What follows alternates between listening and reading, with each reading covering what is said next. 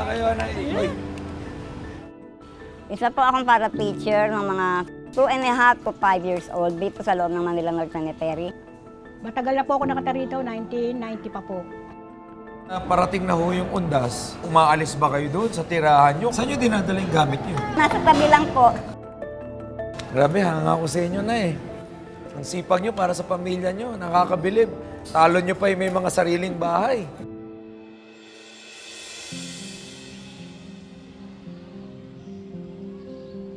Nandito tayo ngayon sa harapan ng Manila North Cemetery kung saan makikilala natin ang dalawang ulirang lola.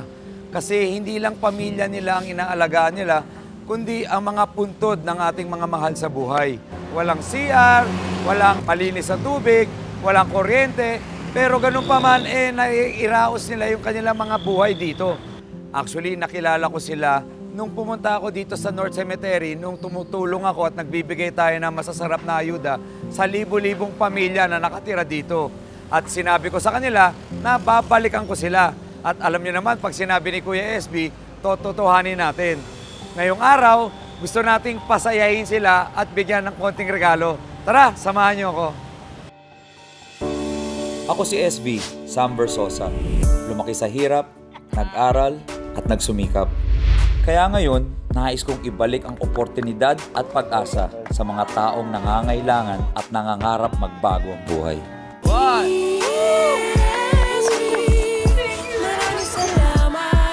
Pilihan nyo yung mga size nyo.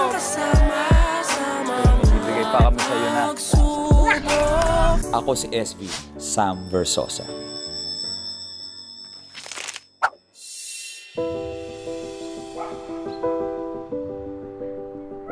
Sa panahon ng undas, madalas nating alalahanin ang ating mga yumaong mahal sa buhay. Nakaugalian na nating pumunta sa mga sementeryo para mag-alay ng kandila, bulaklak at mga panalangin para gunitain ang mga kaanak o kaibigang pumanaw na. Pero sa parting ito ng Manila North Cemetery, may ilan sa ating mga kababayan ang hindi lang sa panahong ito sila napapalibutan ng mga nitso at alaala ng mga yumao. Bahagi na kasi ito ng pang-araw-araw na realidad na kanilang nakasanayan. At ang muling pagbisita ko rito ngayon ay pagtupad sa pangako ko noon na babalikan ko sila. Nay! Kamusta kayo, Nay? Oy! Nay Lijan, Nay Lilian, kamusta po kayo? Ha? O kumain na ba kayo? Hindi pa. Hindi pa, o sakto. Dahil nandito lang tayo sa tapat ng Manila North Cemetery at nandito yung paborito kong lechonan, kumain muna tayo. Okay lang? Okay na ba yun? Huwag kayong mahiya. Basta kasama nyo, huwag kayong mahiya. Tara. Sinimulan na rin namin nila Nanay Lilian at Nanay Ligaya ang aming kwentuhan. Nanay Ligaya, Nanay Lilian, kumusta po kayo? Eto. Ha? Mabuti naman.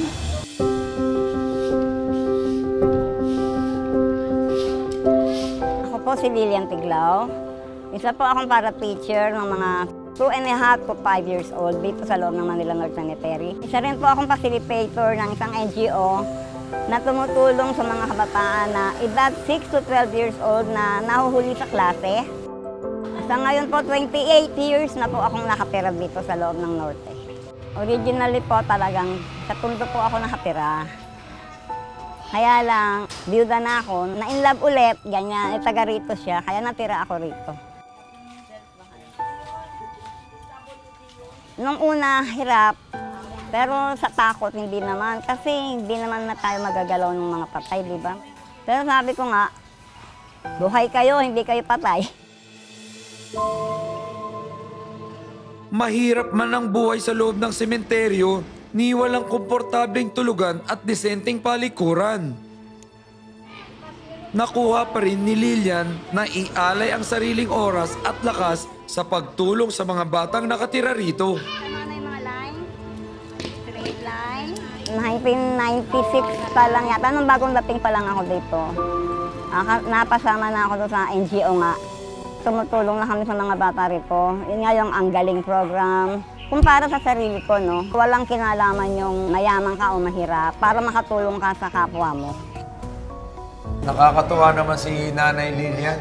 Hindi ko po alam na yun ang mga ginagawa niya at pangaparangal niya. Nakarating na pala siya sa Paris, France, sa Bangkok, Thailand. Sa mother tongue, dahil yung doon sa tutorial ko pagka Sabado, nagtuturo kami ng 6 to 12 years old na slow learner, yung mga nahuhuli sa klase nila. Eh, lagi lang kita nakikita sa ano lang eh, sa Facebook eh. Oh, wala eh. Nag-like pa ako sa'yo, nag-share pa ako ah.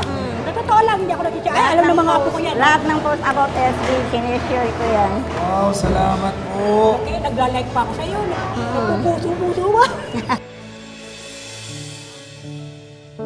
Agapang na damo. Ako po pala si Ligaya Suangco. Magse-70 na po ako sa isang taon.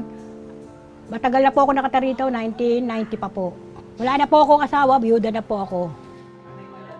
Mga kasama ko ngayon yung dalawa kong apo at saka yung isa kong anak na lalaki. Bali, 4 kami sa pamilya. Kasi ganito yan, yung asawa ko, yung nanay niya, yung bali bayanan kong babae, dito sila caretaker. Yung araw kasi, yung biyanan ko ang mag-aalaga dito. Ngayon namatay na yun, parang yung asawa ko nang namahala naman sa pag-aalaga ng mga museleyo. Sabi ko sa asawa ko, bumunta na kami ng sementeryo, dito na kami tumira. Nasanay man sa hirap ng buhay sa loob, hindi inaasahan ni Ligaya na mauuna na ang kanyang asawa at mapapabilang kaagad sa mga puntod na inaalagaan nila rito. Pero nakakapagsisi pala. Nung ba daw na namatay na siya, parang naramdaman ko na yun, ang hirap pala. Oo, kasi araw-araw yun, sinasabihin ako nun eh. Mahal na mahal kita, ganyan yun. Araw-araw yun, sinasabihin akong ganun mahal na mahal. Pero wala akong response na mahal ko siya. Wala kasi, ang katuwiran ko, wala sa salita yan eh. Sa ano yan? Yung nararamdaman mo, yung di ba? Doon ko naramdaman na, hinahanap ko talaga siya. Doon ko naramdaman na talagang mahal ko siya. Ganun pala yun. Kasi nung araw, di ko sinasabi yun eh. Susunod, Nay Ligaya, Nay Lilian, dahil napabilib niyo ako at kayo po nagtaguyod sa inyong mga pamilya, lalo na po kayo. 13 ang apo nyo, 10 ang apo nyo.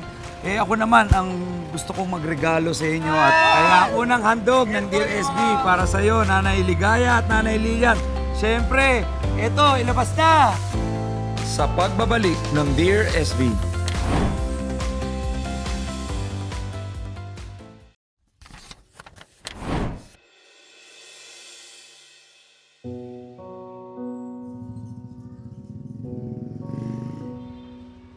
Siguro nga ay nasanay na sina Nanay Lilian at Nanay Ligaya sa lungkot.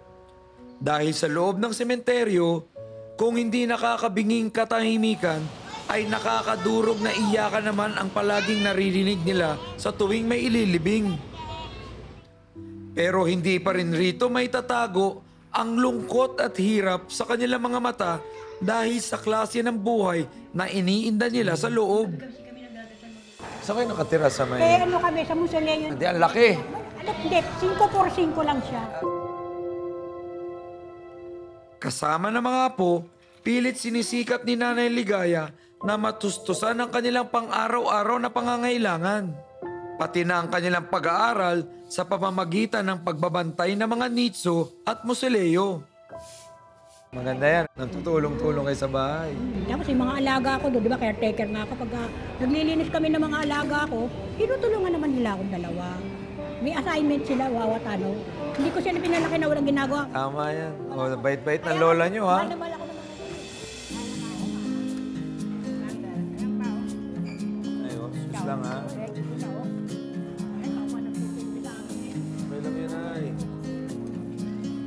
Sarap ng pagkain natin, ay. Nagutom na rin ako.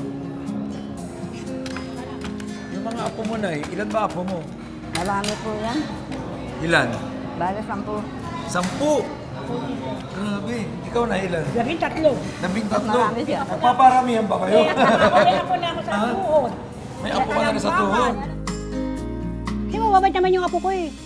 Kahit walang baon yun, pumapasok yun, masisipang magsipag-aral yun. 2 biskwit nga na pabaon yun, okay na eh. Wala pa kamusal yun ha.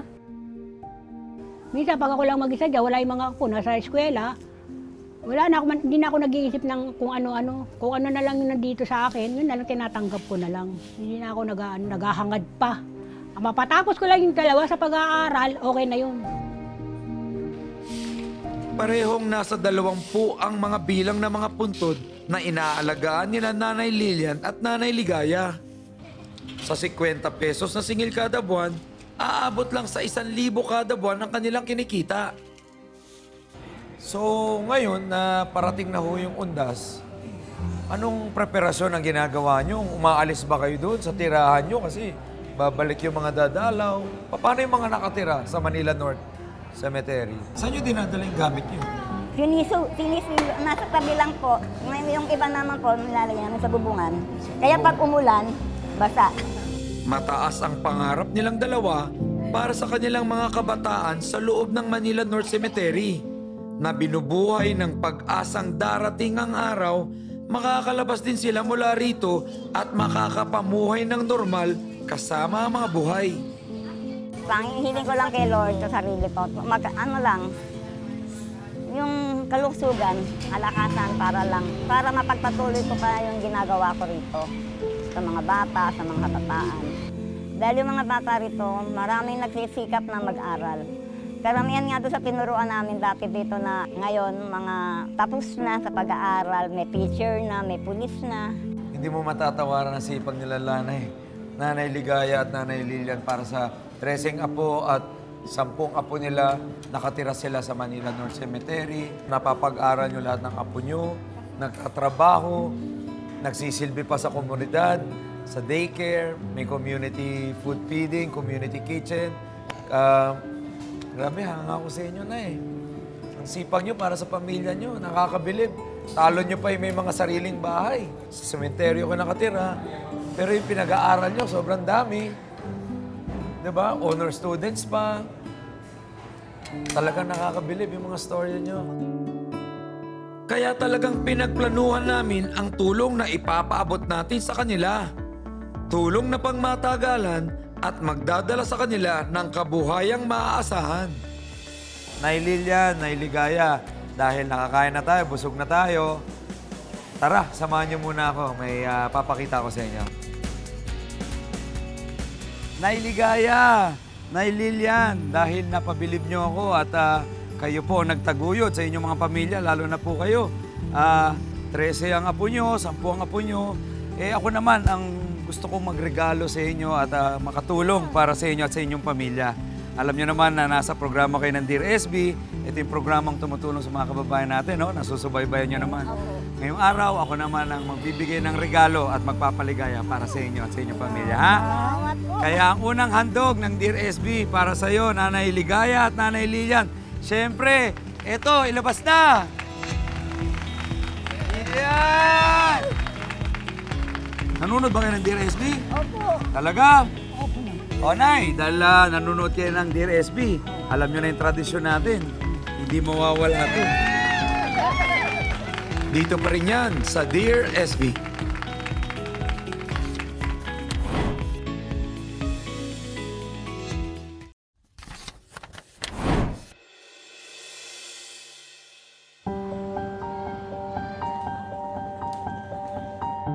Inakap na nila Nanay Lilian at Nanay Ligaya sa loob ng mahabang panahon ang buhay na kakaiba at siguradong hindi tatagalan ng marami.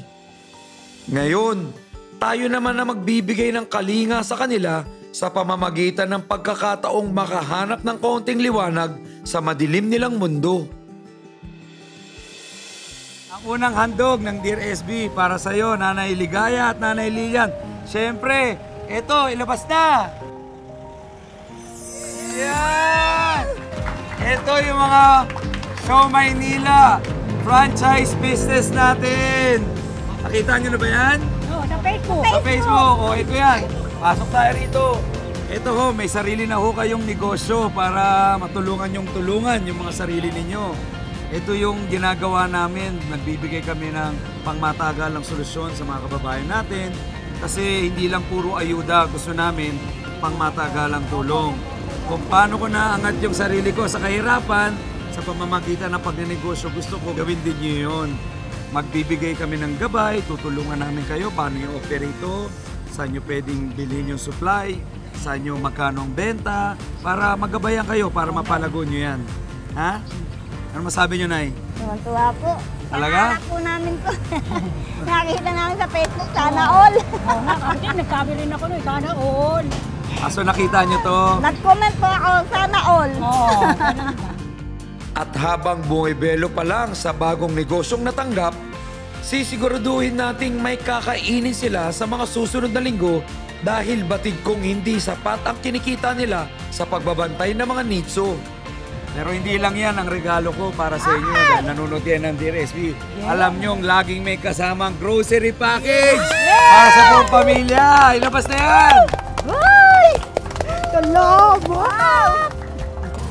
Sobra-sobra yung dinala natin. Naku daw!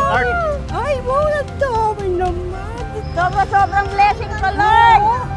Thank you, higit sa hiningin ko. Pero hindi pa natatapos yan dahil nasa Dear SB ka. Hindi lang grocery package, meron din ako mga school supplies para sa mga bata. Ilabas na yan! Wow naman. Kompleto yan.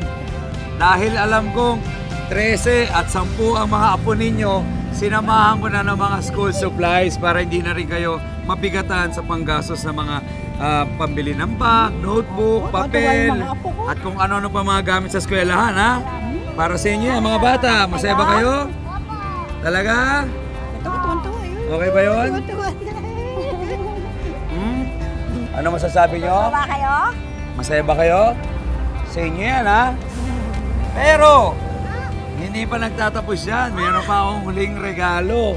Dahil alam ko malapit na ang kundas at mapapasabak na naman kayo sa trabaho, sa paglilinis ng mga puntod. Mayroon akong regalo, mga cleaning materials para sa inyo. Dagdag na yan sa mga regalo. Ayun! Lagyan nyo dyan. O yan, ha? Para hindi na rin kayo bumili. Sobra naman swerte namin. Swerte ba? Kasi alam ko, Sobra. additional gastos yan sa inyo. Kaya sinubukan ko ng bilhin para hindi na makadagdag pa sa mga iisipin ninyo.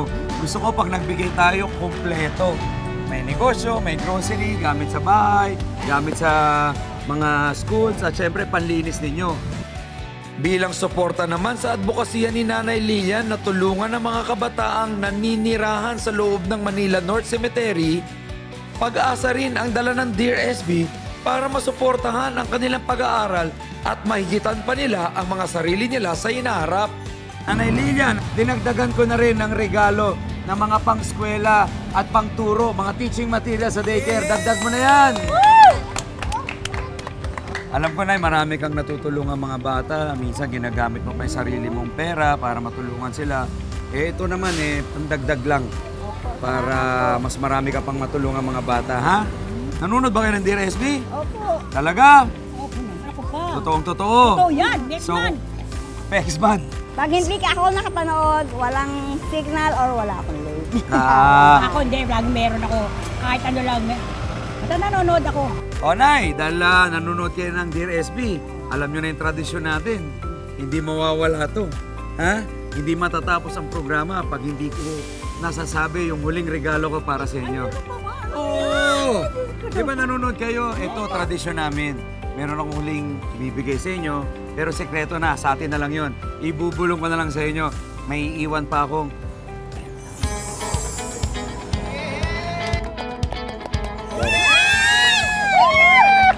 Thank you, God! Sobrang blessing! Gusto ko makita niyo uwi na amin! Uwi na ako sa sementeryo. Mga swerte ka ni Rian Ramos! Agawin na natin! Ay, naku, sobra, tuwan-tuwa ako talaga. Napakarami, oh! Wala pa nagbibigay. First time ko lang makatanggap ng ganyan sa totoo lang sa tanang buhay ko! At dahil napasaya rin akong maigi ng dalawang super lola natin, ako mismo ang tumesting para sa kanila ng mga bagong Show Maynila food carts. Ito na, ito yung Show Maynila mobile franchise business natin. Gusto nyo bang matikman na ang sobrang sarap na Show Maynila? Tikman na natin! Tara, punta tayo rito. O, serve na natin para at least matikman na ninyo. Nay, subukan mo na maglagay. Yan yung lagayan mo. Gusto mo ng toyo? Ayan na ha. Sige, sige, dito ka lang. Sabi ko po, ito na nanay. O, ako na magbibenta. O, ito, Nay. Hindi ako nga ng siomay ha. Ayan. Sino pa? Bahala na kasi sa usawan.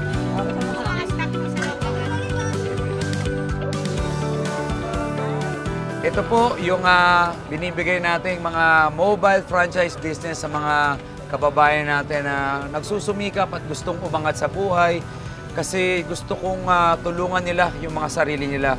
Hindi lang sila umasa sa ibang tao, lalo na si Nanay Lilia na 10 ang apo, malaki po ang may tutulong nito para sa kanyang pamilya. No? Sabi niya, hindi rin siya makapaniwala sa binigay mo. Napakalaking tulong po nito. Kasi, sarap. Bukod sa, eto na siya. Tapos meron ng pasimulang ititinda. Napakalawan. May palamig pa siya. Kompleto talaga, kompletos recados. Maraming salamat po. Wala nga naman, Nay. O ito, Nay, lahat to ha. Sa inyo to, papalaguin at dadagdagan ko pa yung supply ninyo, ha? Opo, salamat po. May kasabihan nga, mas mabuti pang mag-alay ng bulaklak sa buhay kaysa sa patay. Dahil ang mga buhay, mararamdaman pa ang kalingang kaya mong ibigay.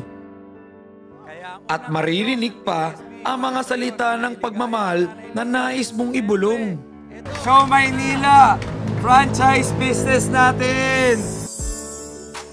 Kaya't habang may pagkakataon pa, ipakita natin ang malasakit lalo na sa kanilang mga nabubuhay sa piling ng mga namayapa na. Pangako nyo sa akin yan, ha? Palalaguin natin yan, ha?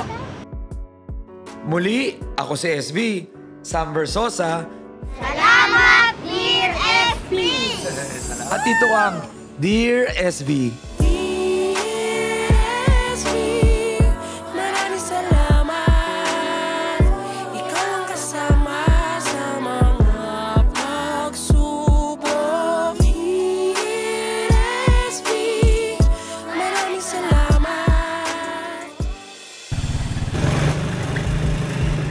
Pambihira po ang makikilala nating individual ngayon dahil mahigit 7 feet po ang kanyang tangkad na sigurado yung iba masisindak dahil sa laki niya.